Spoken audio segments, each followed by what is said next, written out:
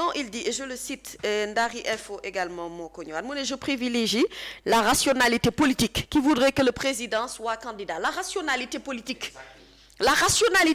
quoi. Non mais pas Assane, la rationalité politique.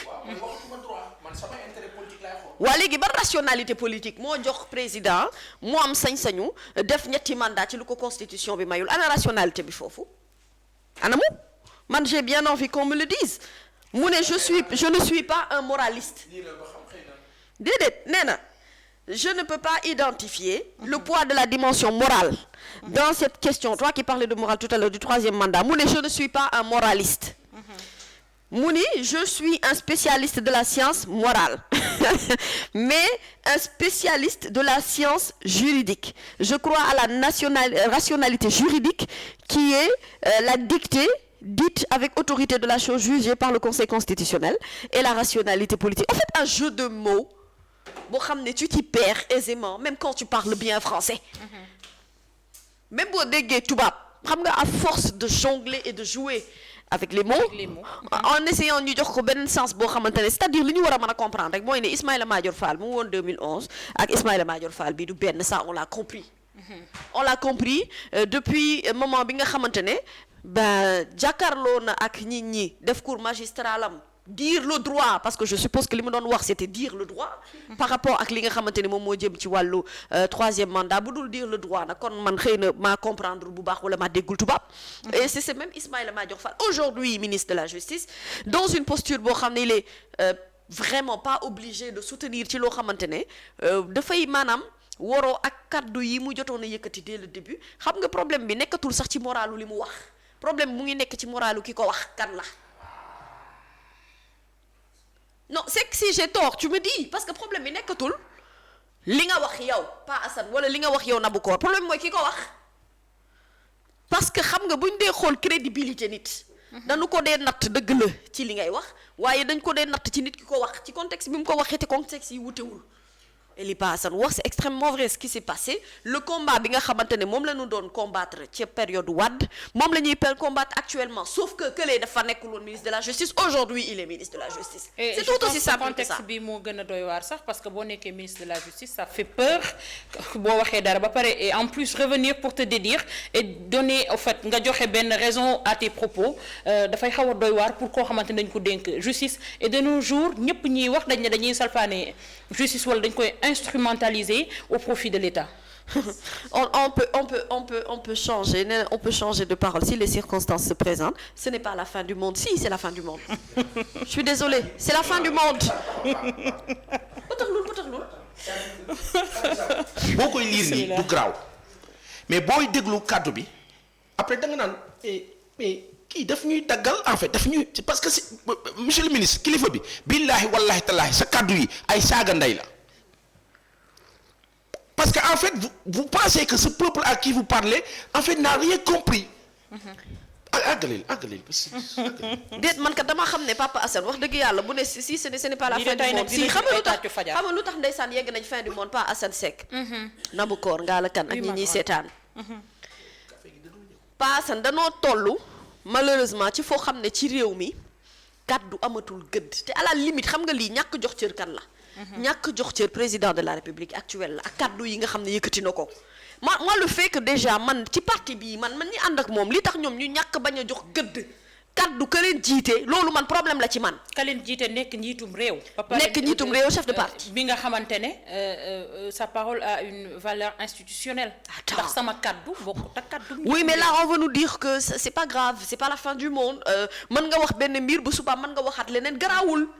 waaw bu la temps bi mayee mu tàng naaj bi tàng lool ba mu jam ci sa ndong li mën ngaa changer discours amul problème bu seddee ba mu neexit mën ngaa changer discours amul problème y a un problème dans ce pays parce que xam nga dëkk bi dëkku lan la dëkk bi dëkku kàddu la loolu la ñuy nawee nit ñun dafa am ci lu ñu yaree ci ay vertu ak ay qualité humaine yu ñuy wër ci nit maanaam nit ki bul am alal bul am dayu bul am lu la neex mais amal kàddu parce que boo amee kàddu dañu naan yow mi kat bokk nga ci catégorie nit ñi nga xamante ne lu nu la wax jàppal jusqu'à l'extinction du soleil du fay barki sëñ Bamba waaye yow mais pas Assane Seck naka na mënee ñëw taxaw wax lii suba nga wëlbati ko pas Assane wax lële nga bëgg yow ñu ne non garaawul kàddu pas Assane bi ci contexte bi mu ko waxee woon la mais vraiment xam nga comme yëf yi poule bi tourné na y a pas de souci mën naa waxee du xam nga lu am ba des réew mi du réew mu nuy puluf catholique réew mi ay jinne dugguñu ci ay urne votel nit ay doomi aadama ñoo votel nit am yaakaar ci moom waaw te nag réew mi dugg nañu voté président ñaari yoon xaw ma ñaata durée mandat la fi def na fi def 2 ans et demi wax ji mooy dugg nañu ci une organiser nañ ay élections présidentielles à 2 reprises ñu fal ko moom à 2 reprises mun a am ñaari mandat xam nga wax ji kon farankulaay na foofu finalement bu nu indil question de droit ndax soxlawul njàng mu sori pour xàmmee ku def 2 mandats ak ku def mandat xaaj léegi nag lañ doon bañ fële mooy koo xamante ne da ngay ñëw éterniser wu ci pouvoir waaw moom bu dee am na sañ-sañu mu am ñu koy dédouaneel ñoo xam ne mu war a mën a toog jàkkaarloog nit ñi ne leen maa leen waxoon de waaye finalement la ma leen waxoon garaawul amul problème non kàddu gi sax ci contexte bi la y a pas de souci damay présenté ba mu neex ñu bëgg la waxaat ne la réew mi réewum jikko la. et finalement réewum kàddu la. finalement Ismaïla Madior Fall mi jàkkaarloog ay étudiants am di leen jàngal lu jëm ci yoon. ak Ismaïla Madior Fall mi nga xam ne moo jiite justice ci réew mi amoon kàddu yële tey mu changé kàddu yi indiwaat ko lii ak quel Ismaïla Madior Fall se fier mami. déedéet Ismaïla Madior Fall bi ngay waxal moom wax dëgg yàlla fu mu nekk nii moom gaw ma ne mën nañu wax ay Ismaïla Madior Fall professeur moom fu mu nekk nii moom man gëm naa ne. selon le temps Ismaïla bi nga am. waaw selon le temps waaw jërëjëf Seck selon le temps xam naa fu mu nekk nii temps bi mu nekkee daal mooy temps ministre de la justice. temps bu mu nekkee rek ñu jàppee ko. waaw temps homme politique. fu mu nekk nii parce que posture homme politique la. là c'est des man bu may maanaam xool kàdduwam bu ma koy interpréter war koo analyser man je prends Ismaïla Madior Fall homme politique. te boobu sax moo gën a neex a waxal. xam nga lu tax ndax bu dee politique la mën na noo juger ci ay action moom yi muy peser ak kàddu yi muy teg. bu dee droit nag mën na noo ut les pincettes naan nanu ko xool kat ndax moom finalement comme yoon bëri na virgule ak point. am na fu mu nu mën a jaar te comme réew mi léegi diffamation dafay yomb. yaa ngi dégg outrage à magistrat dafay yomb xaw ma outrage à xaw ma ñoom ñu nekk seen kër gi. donc comme loolu dafay yomb on s'adresse à Ismaïla Madior Fall l'homme politique parce qu'en réalité c'est une posture purement politique qui vise à justifier une candidature boo xamante ne ñun jàpp nañ ne warul mën a nekk ci réew mi. 3e mandat amul lu nit war a mën a taxaw fii di ko justifier ba ñu mën koo dëgg ci suñu ay nopp bon nee na moom na finalement dafa basé wu ci conseil constitutionnel am na lu mu waxoon li mu waxoon selon le temps yow droit boo xam ne dañ koy orienté comme boussole loolu fu mu am xanaa droit bi du benn droit bi Ismaïla Madior li mu jàng moom xanaa du yeneen constitutionnaliste yi loolu lañ jàng damay laajte wala dafa am droit boo xamante ne dañu ko ubbil Macky Sall en tant que chef de parti wala dafa am benn droit boo xam ne askan wee ko moom ak beneen droit boo xamante ne daal bu sol la daal bu sol da ngay xëy nga orienté bu la joxee sud nga am direction sud nga xëy orienté mu yóbbu la sud ouest nga dem sud ouest y a pas de problème temps bi ak vent bi moo la yóbbu foofu. non il faut qu'on arrête dans ce pays sincèrement nanu gën a jox cër ñi nga xamante ne ñoom nooy askan wi et puis nanu jox cër ñun parce que nag soxlawul ami diplôme en termes de droit pour pouvoir interpréter li muy wax ci tubaab. nit ñi mën koo dégg te li muy wax ci tubaab sax. maanaam dafa am benn gouffre boo xam ne boo fa duggee li Paasan di wax da ngay réer ndax tellement le gars parle bien. Effectivement. Qu'il utilise des jeux de mots yoo xam ne toi tu te perds en fait tu peux même pas comprendre qu'est-ce qu'il veut dire réellement à part ce qu'il a dit nettement. li am ba des mooy Nabucor.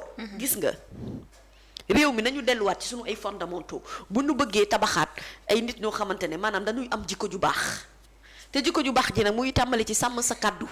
nit moom boo sàmmul sa kaddu wax dëgg yàlla kaddu dafa am valeur ci nit dafa am une valeur boo xam ne dafa important loolu na nga nekk njiitu réew ak nga ñàkk nett njiitu réew moo ci yem nit ñi dañoo war a dëggu ci li nga xam ne mooy seen gëm-gëm mu dëppoo ak li ñuy jëfee man xam nga lu ma d'accord li ma d'accord mooy nga ne ma carrément man président Sall la àndal qu'il pleuve qu'il neige constitution wala droit juridique non droit bi li mu mënti wax ak que nekk na ci yoon nekkul ci yoon man côté boobee laa far lu ma ci góobee gar ko loolu comprendre naa ko bu boobaa ni comprendre ne lii c'est une posture mais essayer de trouver benn justification ci wàllum droit di ko jéem a orienté ci sens bi nga xam ne moo la arrangé alors que le droit reste le droit loolu moom wax dëgg yàlla na bu nag vraiment foowee xelu nit ñi la te nag fu mu ne nii nit ñi tollootuñu fu ñu leen di nax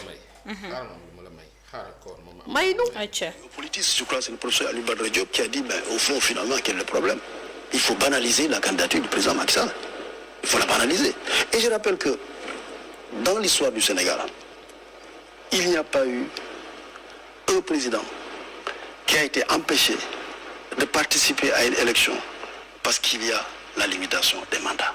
Il n'y en a pas. Le président Senghor, il est parti quand il a fait 20 ans de pouvoir. Il y avait la limitation des mandats, parce qu'on a introduit la limitation des mandats dans la Constitution en 1970. Senghor était là, 110. On l'a supprimé en 76. Donc il est parti de son propre gré. Ce n'est pas la limitation des mandats. Le président Abdou Diouf, on a introduit le principe de la limitation des mandats en 91. On l'a supprimé en 98. Il est parti, pas parce qu'on lui a opposé la limitation des mandats pour déclarer irrecevable sa candidature, il a perdu l'élection en 2000. Le président Abdoulaye Wade, quand il a fait sa 3e candidature, il y en a qui disaient qu'il ne peut pas être candidat, il y en a qui disaient qu'il peut être candidat. Moi, à l'époque, j'avais même pensé que le président Abdoulaye Wade ne devait pas pouvoir être candidat. Moi, j'avais un argument très simple. Je disais, il l'a déclaré. Et la parole présidentielle est importante.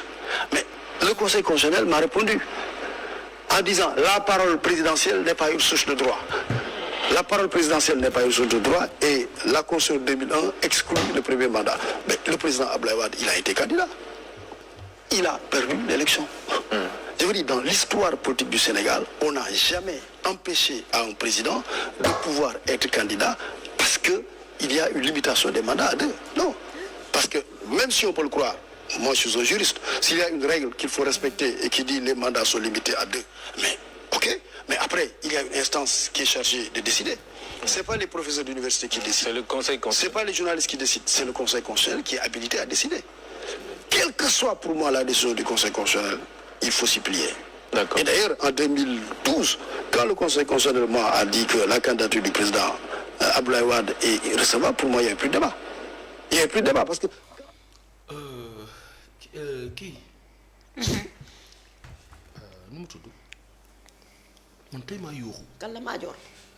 tey maa yuuxu rek ñu benn genre xam nga léegi-léegi nga am lu la metti munoo daggal ndax day ñaaw